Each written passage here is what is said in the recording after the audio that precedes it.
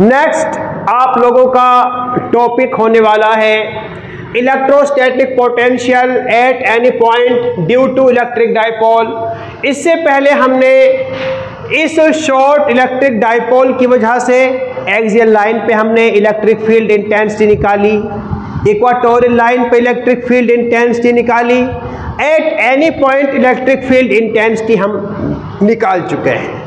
अब इसके अलावा क्या करना है? अब इसके अलावा इलेक्ट्रिक डाइपोल आपको दे रखा है, उस इलेक्ट्रिक डाइपोल के किसी पॉइंट पर आप लोगों ने क्या निकालना है? इलेक्ट्रोस्टैटिक पोटेंशियल, या आपसे पूछ सकता है पोटेंशियल क्या होगा, तो वो आप लोगों को निकालना है।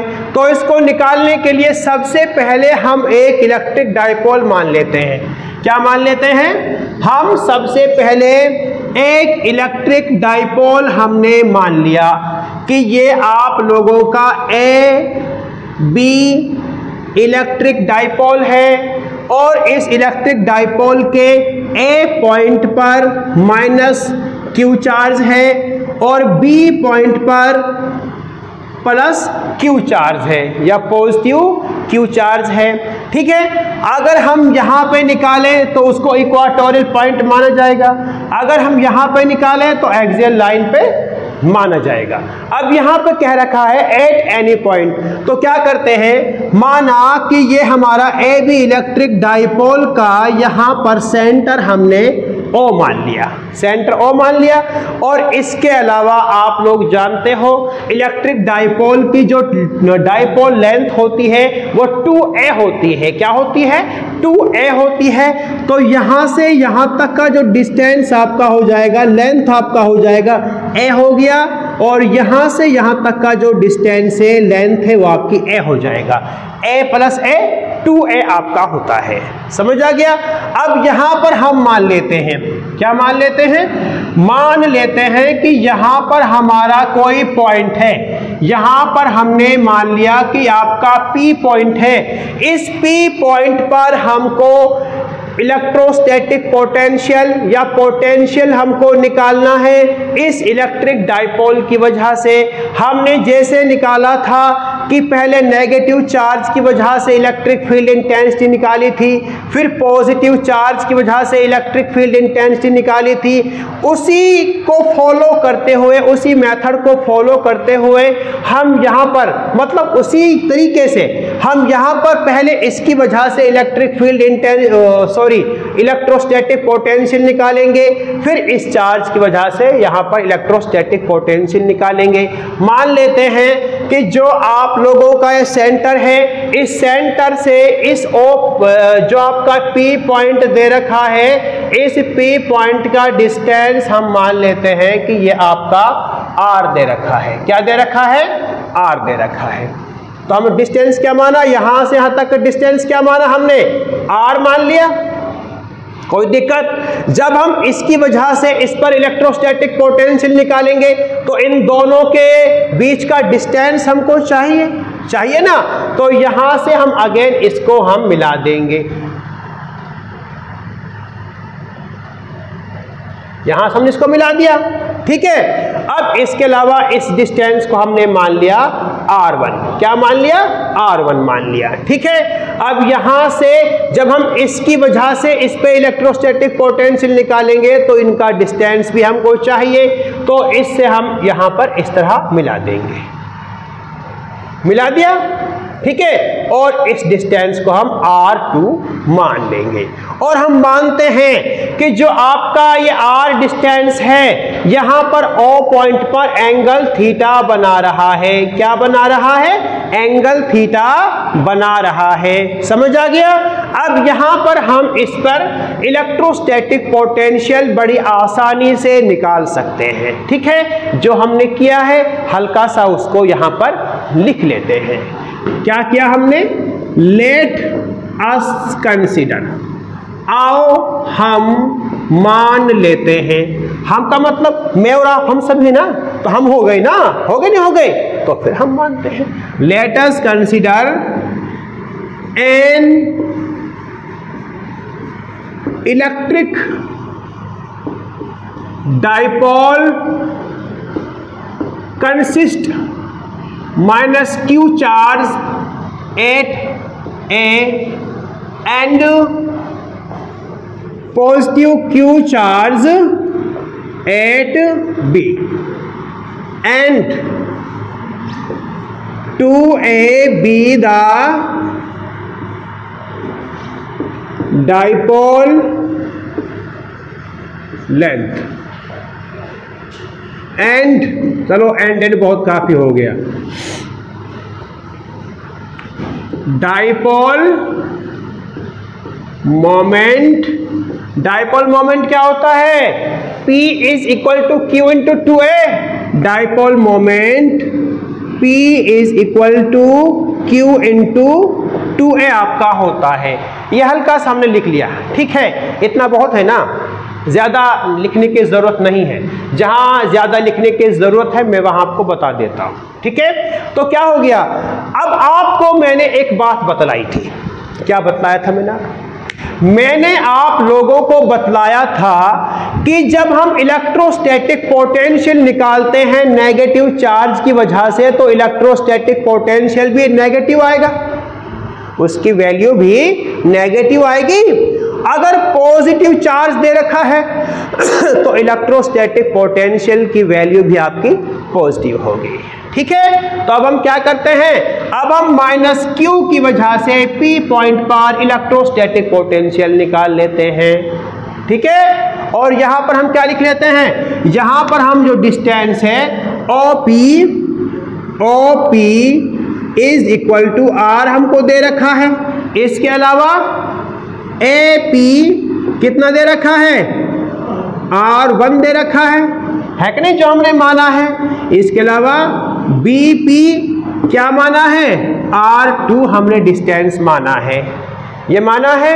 इसके अलावा आप लोगों ने क्या माना, angle BOP is equal to theta बना रहा है, ये भी हमने माना, ये आप लोगों ने लिख लिया, ठीक है। अब आप लोगों के लिए इसमें और आसानी हो गई है, ठीक है। तो क्या करना है आप लोगों ने, अब यहां पर हम निकाल लेंगे इलेक्ट्रोस्टैटिक पोटेंशियल। क्या निकालेंगे,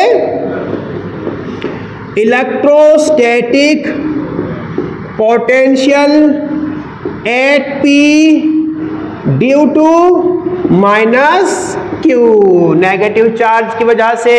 और उस पोटेंशियल को हम मानते हैं V1 मान लेंगे। क्या मान लेंगे, V1, उसको पोटेंशियल हम मान लेंगे, ठीक है। तो V1 इज इक्वल टू क्या होता है फॉर्मूला, 1/4 पाई एप्सिलॉन चार्ज क्या है, Q है, divided by R1। Negative charge की वजह से है तो नेगेटिव चार्ज आपका यहां पर नेगेटिव साइन हम आगे लगा लेंगे, ठीक है। कोई दिक्कत यहां तक नहीं है ना। अब हम क्या करते हैं, सिमिलरली इसी प्रकार हम क्या करते हैं, इलेक्ट्रोस्टैटिक पोटेंशियल निकालेंगे। Electrostatic potential at P due to positive Q, ठीक है। तो क्या हो जाएगा, V2 is equal to 1/4 pi epsilon nought, charge आपका Q है, डिस्टेंस आपका R2 है, क्योंकि पॉजिटिव Q यह रहा, इनके बीच का डिस्टेंस R2 है और P पॉइंट में निकालना है तो Q है, पॉजिटिव है, तो पोटेंशियल भी आपका पॉजिटिव होगा, होगा नहीं होगा, ठीक है। अब हम यहां पे क्या करते हैं, total potential will be, total potential क्या होगा, टोटल पोटेंशियल आपका इसको और इसको हम ऐड कर देंगे ना, तो क्या होगा, टोटल पोटेंशियल विल बी क्या होगा आप लोगों का, V इज इक्वल टू, अब V2 पॉजिटिव है, V1 नेगेटिव है, तो इसको हम ऐसे लिख सकते हैं V2 प्लस में V1, ठीक है। तो क्या है, अगर हम यहां पर V1 की वैल्यू V2 की वैल्यू इसमें पुट कर दें तो हमारा क्या आएगा, तो हम इसको लिख सकते हैं after putting the values we get, हम प्राप्त करते हैं। जब वैल्यूज को पुट कर देंगे, या आप लोग यहाँ पे कह सकते हो इसको इक्वेशन नंबर फर्स्ट मान लें कि V1 की और V2 की वैल्यू को इक्वेशन फर्स्ट में पुट करने पर, या आप लोग कह सकते हो कि after putting the values we get. ठीक है, तो यहाँ पे क्या हो जाएगा आप लोगों का, यहाँ पर आप लोगों का निकल के आएगा V इज इक्वल टू, क्या हो गया, V2 की वैल्यू क्या है 1/4 pi epsilon not Q by R2 है, माइनस में V1 की वैल्यू क्या है -1/4 pi epsilon not Q by R1, यह आप लोगों का है। अब इसमें कॉमन क्या आ जाएगा, 1/4 पाई एप्सिलॉन नॉट और Q इन दोनों में कॉमन है, तो हम क्या कह सकते हैं, V is equal to Q by 4 pi epsilon nought, और अंदर क्या बचा 1/R2 माइनस में 1/R1, यह आप लोगों का निकल के आ चुका है। ठीक है, अब क्या है, इसको हम इक्वेशन नंबर फर्स्ट मान लेते हैं। क्या मान लेते हैं, इसको इक्वेशन नंबर फर्स्ट हम मान लेते हैं। अब आप लोगों ने मैथमेटिक्स में 11वीं क्लास में या 10वीं क्लास में 9वीं क्लास में आप लोगों ने पढ़ा होगा कि जो आपका ज्योमेट्री मेथड है, क्या होता है आपका, जो आपका ज्योमेट्री मेथड आपका होता है, उसमें क्या करोगे आप लोग, उसमें आपका अगर मान लो ये लेंगे हम AOP, ये ट्राइंगल लेंगे, तो R1 ट्राइंगल, इसका R1 का square is equal to R का स्क्वायर प्लस A का स्क्वायर, प्लस में 2AR और एंगल थीटा बन रहा है, तो 2AR cos theta by geometry method होगा। ठीक है, तो हम क्या कह सकते हैं, बाय ज्योमेट्री। तो ज्योमेट्री मेथड को यूज करते हुए हमारा क्या निकल के आ जाएगा, हमारा यहां पे निकलेगा कि R1 square is equal to क्या होगा, R का स्क्वायर प्लस में A का स्क्वायर प्लस में 2AR एंगल थीटा इधर बन रहा है, तो 2AR cos थीटा, यह आपका हो जाएगा। ठीक है, इसी तरह R2 स्क्वायर भी निकाल लोगे आप लोग, R का स्क्वायर प्लस A का स्क्वायर, R का स्क्वायर प्लस में A का स्क्वायर प्लस में 2AR, अब यहाँ पे क्या है cos थीटा यहाँ बन गया, ये बाकी का एंगल क्या बचा 180 माइनस थीटा, 180 माइनस थीटा, यह आप लोगों का हो गया। ठीक है, अब cos 180 माइनस थीटा, इसकी वैल्यू क्या होती है माइनस cos थीटा, क्या होती है minus cos theta. 11th class में आप लोगों को पढ़ाया गया होगा।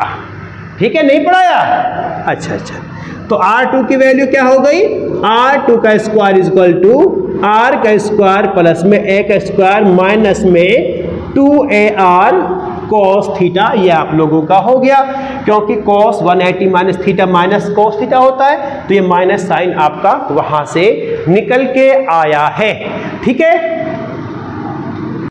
यहां तक वैल्यू आप लोगों की निकाल चुके हैं। अब इसमें से आप लोग आगे क्या कर सकते हो, इसमें से अगर हम यहाँ से R स्क्वायर कॉमन ले लें, यहाँ से R स्क्वायर अगर कॉमन ले लें, या फिर हम यहाँ से R स्क्वायर कॉमन ले लें, तो क्या होगा, देखो हमारा क्या होगा, हम R1 की वैल्यू, वो कैसे, R1 की और R2 की वैल्यू पुट करने के बाद में इस इक्वेशन नंबर फर्स्ट में हमको वैल्यू पुट करनी है। ठीक है, तो हम इसको और सिंपल तरीके से कर लेते हैं, सिंपल तरीके से इसको कर लेते हैं। तो क्या हो जाएगा, R1 square is equal to, यहाँ पे R स्क्वायर आप कॉमन ले लीजिए, तो क्या हो जाएगा, R स्क्वायर ब्रैकेट शुरू 1 प्लस में A स्क्वायर बाई R का square, A square by R का स्क्वायर। ठीक है, अकॉर्डिंग टू मैथमेटिक्स सभी जानते होंगे, आप लोग नहीं जानते, वो कैसे, जैसे मान लो एग्जांपल के तौर पे A प्लस में B आप लोगों को दे रखा है, अब इसमें से आप लोग A कॉमन लेते हो, तो क्या बचा, A की जगह 1 हो गया,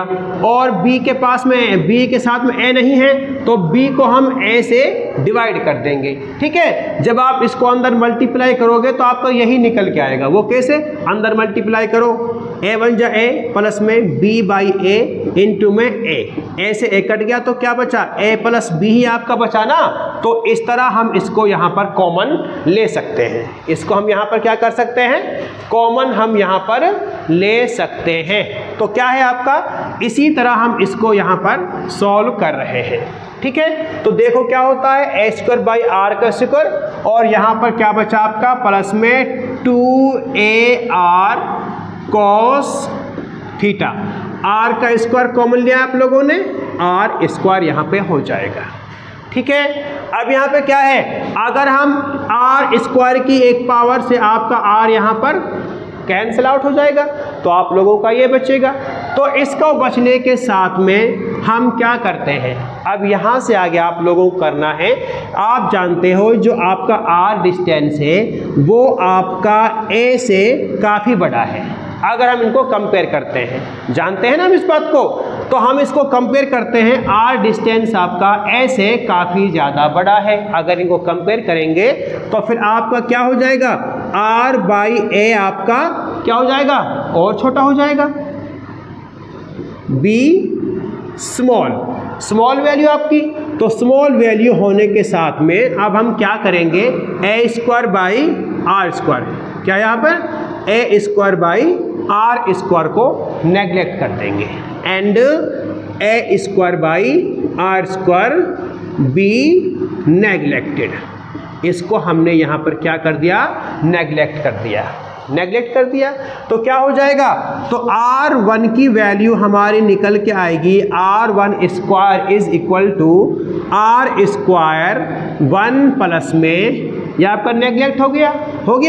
तो यहाँ पे आप लोगों का क्या बचा, यहाँ पे आप लोगों का बचा 2A by R cos theta, ये बचा आप लोगों का। ठीक है, तो इसके बचने के साथ में R1 की वैल्यू हम क्या करेंगे, जो स्क्वायर है इधर जाएगा तो अंडर रूट हो जाएगा ना। तो हम क्या करेंगे, इसको हम इधर की साइड लेके जाएंगे। तो R1 इज इक्वल टू, इस सब का अंडर रूट होगा तो स्क्वायर से यह आपका कट जाएगा, तो आपका क्या निकल के आएगा, R निकल के आएगा।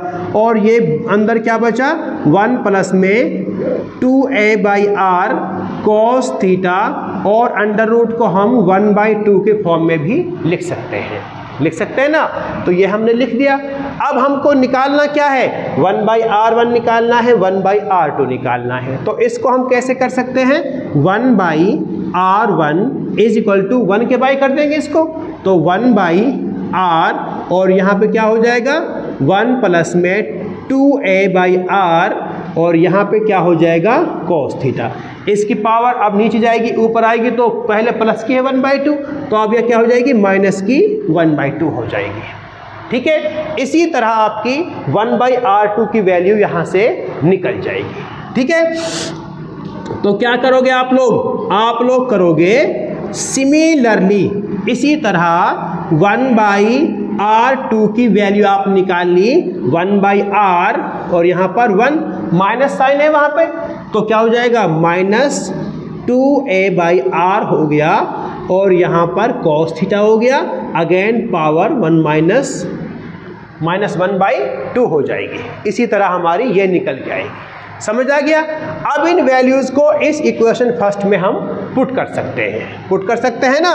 तो हम क्या लिखेंगे, हम यहाँ पे लिखेंगे putting the values in equation first.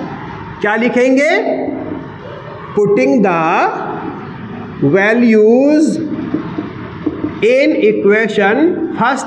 जो इक्वेशन फर्स्ट हम लोगों ने मानी थी उसमें पुट कर देंगे। पुट करने के लिए हम क्या करते हैं, हम यहाँ पर इसको यहाँ से साफ कर देते हैं। वैल्यू हमारे पास है 1/R2 माइनस 1/R1, इसको आप लोग ध्यान रखिएगा। तो इक्वेशन फर्स्ट हमारी ये है, तो इसको मैं यहाँ से साफ कर देता हूँ। तो साफ करने के बाद में क्या होगा, फिर आप लोगों का वैल्यू निकल के आ जाएगी आप लोगों की, V is equal to Q by 4 pi epsilon nought, अंदर क्या बचा 1/R2, 1/R2 क्या है 1/R और 1 minus 2A by R cos theta, और आपका यहाँ पर माइनस है, वहाँ माइनस था आपका, माइनस में 1/r, अंदर क्या वैल्यू बची 1 प्लस में 2a/r cos थीटा, ये वैल्यू आपकी है।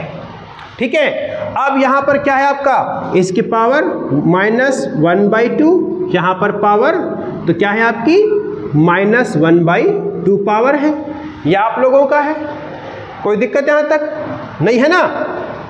अब हम क्या करते हैं, 1/r यहाँ भी है, 1/r यहाँ भी है, इसको हम कॉमन ले सकते हैं। ठीक है, तो कॉमन लेने के बाद क्या आएगा, v = 1/4 पाई एप्सिलॉन नॉट कर सकते हैं, और 1/r को कॉमन ले लिया तो q/r हो जाएगा। और अंदर हमारा क्या बचा, अंदर आप लोगों का बचा 1 - 2a/r cos थीटा, इसकी पावर -1/2, और आपका माइनस में 1 प्लस में 2a/r हो गया, और यहाँ पर cos थीटा इसकी पावर -1/2, यह आपका ब्रैकेट क्लोज हो गया। ठीक है, अब यहाँ पर क्या करना है आप लोगों ने, आप लोगों को यहाँ पर बायोनोमियल थ्योरम का इस्तेमाल करता है, मैथमेटिक्स में है। ठीक है, तो अकॉर्डिंग टू मैथमेटिक्स हमें यहाँ पर बायोनोमियल थ्योरम को इस्तेमाल करता है। अपने मैथमेटिक्स टीचर से आप आसानी से पूछ सकते हो। ठीक है, बायोनोमियल थ्योरम आप यहाँ पे करोगे तो क्या हो जाएगा, और इसको हम इन टर्म्स को हम फर्स्ट ऑर्डर तक करेंगे। इस टर्म को यहाँ लेके आ जाएंगे, इसको यहाँ लेके आएंगे फर्स्ट ऑर्डर तक। ठीक है, और आपकी पावर्स हट जाएंगी बायोनोमियल थ्योरम का जब हम यूज करेंगे। तो क्या करेंगे, by using binomial theorem, binomial theorem का हम यूज यहां पर कर रहे हैं, एंड रिटेनिंग द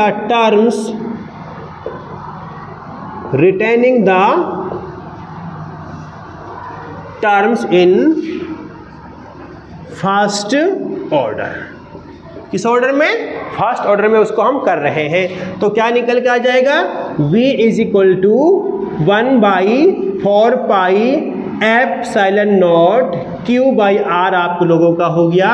अंदर हमने बायोनोमियल थ्योरम का यूज किया तो क्या हो गया, ये टर्म यहाँ पे आ गया, तो 1 प्लस में 2, अब 2 से -1 तो ये कट जाएगा हमारा, तो क्या आ गया a/r cos थीटा, और आपका क्या हो गया, और माइनस में 1 - a/r cos थीटा।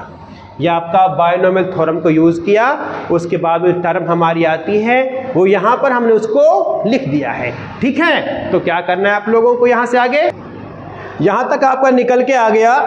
अब इसके अलावा ये मैंने साफ कर दिया है। अब यहाँ से आगे आप लोगों को करना है, इस हम ब्रैकेट्स को ओपन कर लेते हैं। तो ओपन करने के साथ में क्या आएगा, v = 1/4 pi epsilon not q/r की वैल्यू हो जाएगी। ब्रैकेट को ओपन आप लोग कर रहे हो, 1 प्लस में a/r हो गया, और ये आप लोगों का cos थीटा हो गया, माइनस में -1 हो जाएगा, माइनस का है तो प्लस का हो जाएगा, प्लस में a/r cos थीटा आप लोगों का हो गया। ये वैल्यू आपकी निकल के आई है। तो इसके बाद में -1 से +1 कैंसिल हो जाएगा, इसमें r दोनों में कॉमन है, इसको आप बाहर निकाल सकते हो, और ये a cos थीटा और a cos थीटा क्या हो गया, 2a cos थीटा। चलो सिंपल करते हैं, आप लोगों को समझ नहीं आएगा। v = 1/4 pi epsilon not q/r, यह आपका हो गया a/r cos थीटा प्लस में a/r cos थीटा, ये आपका हो गया। इसमें से r आप कॉमन ले सकते हो, तो कॉमन लेने के बाद क्या हो गया, v = 1/4 pi epsilon not q/r common ले लिया, r × r क्या हो जाएगा, r का स्क्वायर हो जाएगा, और अंदर आप लोगों का क्या बचा, a cos थीटा और a cos theta 2a cos theta हो जाएगा। ये आपका हो गया। अब यहाँ से आप इसको डायरेक्ट इस तरह भी कर सकते हो, q × 2a क्या होता है, डायपोल मोमेंट होता है, q × 2a डायपोल मोमेंट होता है। तो V is equal to 1/4 epsilon nought, और ये आपका डाइपोल मोमेंट हो गया, और R स्क्वायर। इसका हम रीज़न लिख देते हैं क्योंकि Q इंटू 2A आपका डाइपोल मोमेंट के बराबर होता है।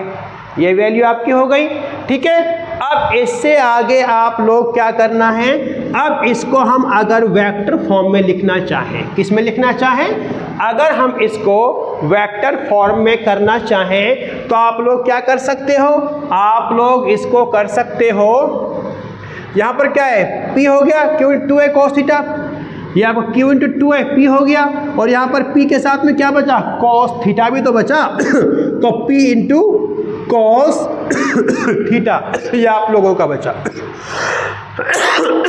अब इसको वेक्टर फॉर्म में करना चाहें तो क्या करोगे, V is equal to 1/4 epsilon nought, ठीक है, और P जब हम cos थीटा को हटाएंगे तो आपका क्या आएगा, डॉट प्रोडक्ट आएगा। तो हम क्या कर सकते हैं, P वेक्टर, क्योंकि डाइपोल मोमेंट हमारी वेक्टर क्वांटिटी है, इनटू इसकी डायरेक्शन बताने के लिए R unit vector. R unit vector कहाँ रहेगा आपका, अलोंग OP, अलोंग OP, ये OP जो आपकी पोजीशन, OP की पोजीशन है उसी डायरेक्शन में आपका ये रहेगा, बाई R का स्क्वायर। वैल्यू आपकी ये निकल के आ गई, और दूसरी वेक्टर फॉर्म में आप लोगों ने इस वैल्यू को फाइंड आउट कर लिया, ठीक है।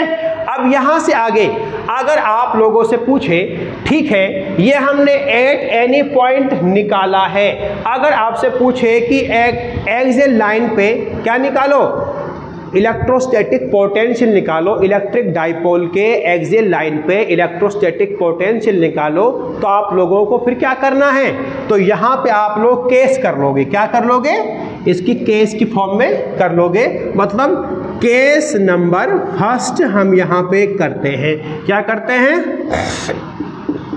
If P point lies on the axial line, P lies on the axial line of electric dipole, electric dipole के एक्सियल लाइन पे ये लाई करता है। इसका मतलब क्या है, थीटा हमारा 0 डिग्री है, क्या है, इसकी एक्सियल लाइन पे लाई करेगा तो एंगल क्या बनेगा, 0 डिग्री बनेगा ना, तो थीटा हमारा क्या हो जाएगा, 0 डिग्री हो जाएगा।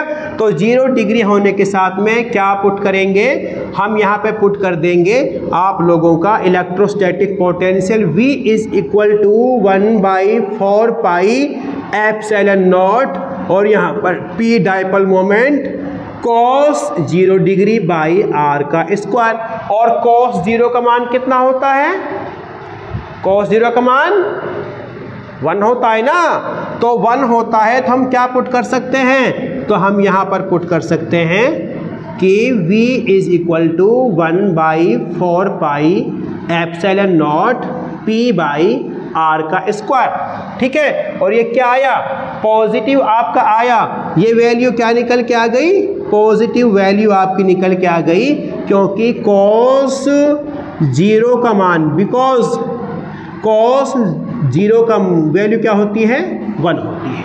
अगर आप लोगों से यही पूछा जाए कि थीटा आपका 180 डिग्री का है, तो फिर क्या करोगे, 180 के लिए theta is equal to 180 degree, तो क्या हो जाएगा, V is equal to 1/4 epsilon nought, और यहाँ पर Q बाई R का स्क्वायर cos 180, cos 180 का मान कितना होता है, cos 180 की वैल्यू क्या होती है, -1, तो -1 हमारा क्या हो जाएगा, तो V is equal to -1/4 epsilon not Q by R का square, because cos 180 is equal to -1, ये आपका हो जाएगा, ठीक है। तो हमारी क्या है, एक्सियल लाइन पे इलेक्ट्रोस्टैटिक पोटेंशियल आपकी पॉजिटिव भी हो सकती है, नेगेटिव भी हो सकती है। पॉजिटिव किसके लिए, जब cos 0 होगा, हमारा एंगल 0 डिग्री का होगा, और नेगेटिव वैल्यू कब आएगी, जब cos या थीटा हमारा 180 डिग्री का होगा। अब इसके अलावा यहाँ पर हम केस नंबर सेकंड आपका कर लेते हैं। क्या कर लेते हैं? If P lies on equatorial line of electric dipole, ठीक है, अगर इक्वाटोरियल लाइन पे लाई कर रहा है, इसका मतलब क्या है? इसका मतलब theta is equal to 90 degree. Theta कितना होगा? 90 डिग्री होगा। तो थीटा की जगह वैल्यू आपने क्या पुट करनी है? 90 आपने पुट करनी है। तो पोटेंशियल आपका क्या होगा? V is equal to 1/4 pi epsilon not Q by R का स्क्वायर हो गया। और यहाँ पर सॉरी Q नहीं होगा, यहाँ पर P होगा। क्या होगा? P होगा। क्या होगा? P होगा। सॉरी यहाँ पर मैंने गलती से कर दिया, P होगा आप लोगों का। क्या होगा? ये P होगा आप लोगों का, ठीक है ना, क्योंकि डाइपोल होता है ना, Q इंटू 2 है, डाइपोल मोमेंट होता है आप लोगों का। तो P R का स्क्वायर यहाँ पर आपका cos 90 हो गया। और cos 90 की वैल्यू क्या होती है? 0 होती है। तो 0 हो गई तो ये सारा 0 हो जाएगा। इसका मतलब क्या पता लगा कि आपका इक्वाटोरियल लाइन पर आपका इलेक्ट्रोस्टैटिक पोटेंशियल 0 होता है। तो क्या करोगे आप लोग? यहाँ से आगे आप लोगों का हो जाएगा V इक्वल टू 0। इसका रीजन क्या है? cos 90 की वैल्यू 0 आप लोगों की होती है। और यह आप लोगों को ध्यान रखना है, थोड़ा पहले मैंने यहाँ पे Q कर दिया था, यहाँ पर Q into 2 dipole moment P होता है, यह आपको ध्यान रखना है, ठीक है। यहाँ तक आपका ये सॉल्व हो गया। अगर कोई कुछ भी आपको समझ ना आया हो तो आप लोग कमेंट करके पूछ सकते हैं। वीडियो को लाइक कीजिएगा, शेयर कीजिएगा, चैनल को सब्सक्राइब और बेल आइकन ज़रूर दबाइएगा। Thank you, thanks for watching.